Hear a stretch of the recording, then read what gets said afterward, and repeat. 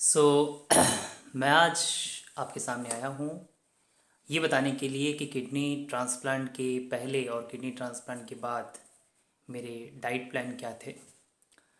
Kidney transplant होने से पहले जब मैं सीकेडी से गुज़र रहा था, उस टाइम में मेरा डायलिसिस स्टार्ट नहीं हुआ था, तो मुझे खाने में बहुत ज़्यादा रेस्ट्रिक्शन था। नमक मुझे कम खाना था, ऑलमोस्ट 5 ग्राम पर डे, उससे ज़्यादा नहीं, ताकि बीपी बढ़ ना जाए।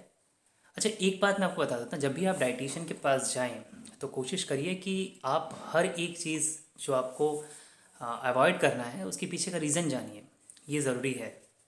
चाहे वो कितने भी मतलब आप को नॉलेज की कमी हो, आप कोशिश करिए कि जो खाना आपको खाने को मना किया जा रहा है उसके पीछे का रीज़न क्या है। जैसे फॉर एग्जांपल आपको केला मना किया जा रहा है, तो केला आपको ट्रांसप्लांट के पहले भी मना किया जाएगा, ट्रांसप्लांट के बाद भी मना किया जाएगा।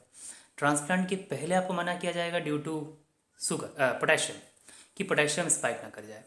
और ट्रांसप्लांट के बाद आपको मना किया जाता है जनरली फॉर शुगर हाइक, क्योंकि हमें टेक्रोलिमस मेडिसिन या जो भी इम्यूनोसेप्रेंट मेडिसिन चलते हैं उससे अ, जो है चांसेस होते हैं कि आपका जो शुगर है वो स्पाइक करे। तो ऐसी स्थिति में अगर आप मीठा फल खाते हैं जो बहुत हाई शुगर कंटेंट रखता है, तो ऐसी स्थिति में आपके शुगर बढ़ने के चांसेस है। सिर्फ पोटेशियम रीज़न नहीं होता है। क्योंकि बहुत लोगों को लगता है कि मतलब मैंने भी डाइटिशियन से पूछा था कि आप मुझे दाल अलाउ कर रहे हैं, आप मुझे बादाम खाने को बोल रहे हैं जिनके अंदर पोटेशियम होता है, तो ऐसे में आप मुझे केला क्यों मना कर रहे हैं, क्योंकि केला में पोटेशियम है इसलिए। तो उन्होंने कहा कि नहीं, ऐसा नहीं है। केला, खजूर, किशमिश, ये चीज़ों में शुगर की मात्रा बहुत ज़्यादा होती है, इसलिए हम मना करते हैं। तो हर खाना जो आपको मना किया जा रहा है उसके पीछे का रीज़न जानिए कि इसको क्यों मना किया जा रहा है, किस खाने की वजह से मना किया जा रहा है। जैसे नमक आपको मना किया जा रहा है बिकॉज आपका सोडियम लेवल जो है बढ़ जाएगा, तो ब्लड प्रेशर भी हाई होगा, और ब्लड प्रेशर हाई होगा तो किडनी और जल्दी जो है ख़राब होगी, और आप बहुत जल्दी जो है प्रॉब्लम्स आपको फेस करने पड़ेंगे, तो इसीलिए मना किया जाता है। तो किडनी ट्रांसप्लांट होने से पहले क्योंकि मेरा डायलिसिस नहीं हो रहा था, तो मुझे कहा गया था कि आप तेल जो है सरसों का तेल वही खाएंगे, और वो भी ऑलमोस्ट 25 स्पून्स यानी लगभग 5 ml ही मुझे अलाउ था पर डे खाने के लिए। उसके अलावा नमक 5 ग्राम, और फल में सिर्फ मुझे 4 ही फल अलाउड थे। एक तो जो था एप्पल, दूसरा पेयर, तीसरा पपीता, पपाया जो होता है वो, और अमरूद। ये 4 फल मुझे अलाउड थे। और उसके अलावा अगर बात की जाए तो राइस जो है और रोटी, इनमें कोई रेस्ट्रिक्शन नहीं होता। कार्बोहाइड्रेट का रेस्ट्रिक्शन नहीं होता अगर आपको शुगर नहीं है तो। प्रोटीन का रेस्ट्रिक्शन होता है क्योंकि क्रिएटिनिन स्पेशली प्रोटीन ही बनाता है, मतलब प्रोटीन की वजह से बनता है, तो क्रिएटिनिन बढ़ ना जाए इसलिए आपको प्रोटीन रेस्ट्रिक्शन रहता है। बट बंद नहीं करते हमारे मतलब वेस्ट बंगाल में तो डाइटिशियंस कभी मना नहीं करते, लेकिन हाँ कम खाना होता है, उसकी क्वांटिटी आपको एक लिमिटेड क्वांटिटी में खानी होती है। दाल मना करते हैं ताकि पोटेशियम हाइक ना कर जाए। अगर आप दाल खाना चाहते हैं तो लीच करके खा सकते हैं, वो भी आई थिंक वीकली, ऐसा मुझे कहा गया। और सब्जियों में भी बहुत सी सब्जियां मना होती हैं जिसमें पोटेशियम कंटेंट हाई होता है। कुछ सब्जियां आपको अलाउड होती हैं, जैसे आप खा सकते हैं लौकी, आप खा सकते हैं भिंडी, आप खा सकते हैं जैसे फॉर एग्ज़ाम्पल सब मतलब साग वगैरह आपको मना होता है, बट भिंडी, लौकी, है ना, और पोटल जो होता है परोरा, वो आप खा सकते हैं। इन चीज़ों के अलावा जो है आपको शुगर कम खाना होता है। इसमें चीनी मना करते हैं, चीनी में भी पोटेशियम होता है, इसे मना करते हैं, ज़्यादा खाने को मना करते हैं, बट खा सकते हैं।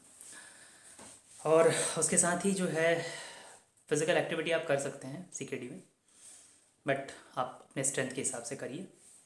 और पानी का रेस्ट्रिक्शन होता है अगर आपके बॉडी में पानी जमता है, बट डायलिसिस नहीं हो रहा था मेरा, तो यूरिन आउटपुट भी ठीक था, तो मुझे पानी का रेस्ट्रिक्शन नहीं था। बट ऑलमोस्ट उन्होंने 1.5 लीटर से 2 लीटर तक अलाउ किया हुआ था, तो मैं उतना ही पानी पीता था। ट्रांसप्लांट के बाद ये सारी रिस्ट्रिक्शंस लगभग हट जाते हैं। ट्रांसप्लांट के तुरंत बाद आपको लगभग 6.5 लीटर का पानी पीना होता है। मेरे डॉक्टर ने मुझे बोला था 6.5 लीटर्स पानी में पीता था पर डे, और वो पानी बिस्लेरी का होता था। और उसके अलावा जो खाने पीने में है, जितना ज़्यादा प्रोटीन आप इंटेक करिए ऑपरेशन के बाद, उतना ज़्यादा रिकवरी फास्ट होता है, क्योंकि जो घाव आपके जो ग्राफ्ट है वहाँ पर जो अ, काटा गया है आपको, वो सूखने में, घाव को सूखने में काफ़ी हेल्प होता है अगर प्रोटीन आप खाएंगे तो। हमको पता है कि प्रोटीन एक बॉडी बिल्डअप न्यूट्रिएंट होता है। और उसके अलावा जो है आपको बाकी दाल वगैरह सब अलाउड हो जाता है, क्योंकि पोटेशियम का रिस्ट्रिक्शन उतना ज़्यादा रहता नहीं है। हालांकि लैब रिपोर्ट्स के ऊपर डिपेंड करता है, ये कहीं नहीं लिखा हुआ कि आप बहुत ज़्यादा प्रोटीन मतलब पोटेशियम वाले खाने खा सकते हैं। पोटेशियम हाइक कर गया तो प्रॉब्लम है, लेकिन पोटेशियम जनरली हाइक नहीं करता। बट किसी की रिपोर्ट्स में अगर पोटेशियम 5.1 से ऊपर है तो डेफिनेटली आपको पोटेशियम वाले खाना को रेस्ट्रिक्शन करना होगा। बट मेरे केस में ऐसा नहीं हुआ है, मुझे वो अलाउड था। जनरली वो क्या करते हैं, गुड फैट देते हैं। गुड फैट देने का मतलब ये हो गया कि जैसे आपको बादाम, आपको अखरोट, आपको काजू, ये सब चीज़ें, ड्राई फ्रूट्स जो है वो अलाउ हो जाता है, आप खा सकते हैं। उसके अलावा आप जो है प्रोटीन सोर्स में अगर आप नॉन वेजिटेरियन देखिए तो आपको मटन छोड़ के ये रेड मीट छोड़ करके बाकी मीट्स अलाउड होते हैं। जैसे चिकन आप खा सकते हैं लगभग जितना मर्जी, पहले 1-2 महीने में तो आप जितना मर्जी उतना खा सकते हैं। फिर जो एग का वाइट पोर्शन है वो आप खा सकते हैं। और मछली आप जितना ज़्यादा खाइए उतना अच्छा, क्योंकि मछली में ओमेगा 3 फैटी एसिड होता है और इसका ये जो प्रोटीन है काफ़ी डाइजेस्टेबल प्रोटीन है और हमारे शरीर में ज़्यादा जल्दी ये घुल जाता है। इसकी वजह से मेरे डाइटिशियन ने तो ऐसा मुझे कहा था कि आप मछली जितना मर्जी खा सकते हैं। और एक्चुअली में होता ये है कि जब ट्रांसप्लांट हो जाता है तो उसके बाद आपको वाइसोलॉन या प्रेडनिसोलॉन जिसको बोलते हैं वो मेडिसिन चलने की वजह से काफ़ी ज़्यादा भूख लगता है और आप बहुत क्वांटिटी में खा पाते हैं। बट आपको कार्बोहाइड्रेट रिस्ट्रिक्शन होता है, क्योंकि शुगर स्पाइक करने के चांसेस होते हैं, इसलिए शुगर कम खाना है आपको। बट डिपेंड करता है कि आपका वेट कितना है। अगर आप वेट बहुत कम हो गया है तो आप खा सकते हैं। वो कहते हैं 100 ग्राम चावल खाने के लिए, बट ऐसा पॉसिबल नहीं होता। थोड़ा बहुत आप रिलैक्स तरीके से खा सकते हैं, बट कोशिश करिए कि स्मॉल मील मल्टीपल टाइम्स खाइए। इससे बेटर है कि आप मतलब ये बेटर होगा, इससे मतलब आप एक ही बार में बहुत ज़्यादा अमाउंट में ना खाएं, बार बार कम कम अमाउंट में ही सही, बट बार बार खा लें, तो इससे आपका पेट भी भरा रहेगा और आपके शुगर स्पाइक करने के चांसेस भी कम होंगे। इसके अलावा पानी आपको बहुत साफ़ सुथरा पीना है, इन्फेक्शन से बचना है। और क्योंकि हम आज डाइट की बात कर रहे हैं तो स्पेशली आपको, मुझे जैसे मना किया गया था, फल तो वही 4 फल खाने थे। और उसके अलावा स्पेशली स्पिनच मना किया जाता है, पालक साग जो है वो मना किया जाता है, वो नहीं खा सकते आप। उसमें रीज़न मैंने पूछा था तो उन्होंने बताया था कि पोटेशियम बहुत ज़्यादा मात्रा में होती है, तो जो कि ठीक नहीं है, इतना जल्दी किडनी पर प्रेशर पड़ेगा, तो इसलिए मना किया गया था। रेड मीट तो मना होता है। इसके अलावा आप बहुत बेटर फील करेंगे ट्रांसप्लांट के बाद as compare to before transplant, क्योंकि खाने में रेस्ट्रिक्शन घट जाता है।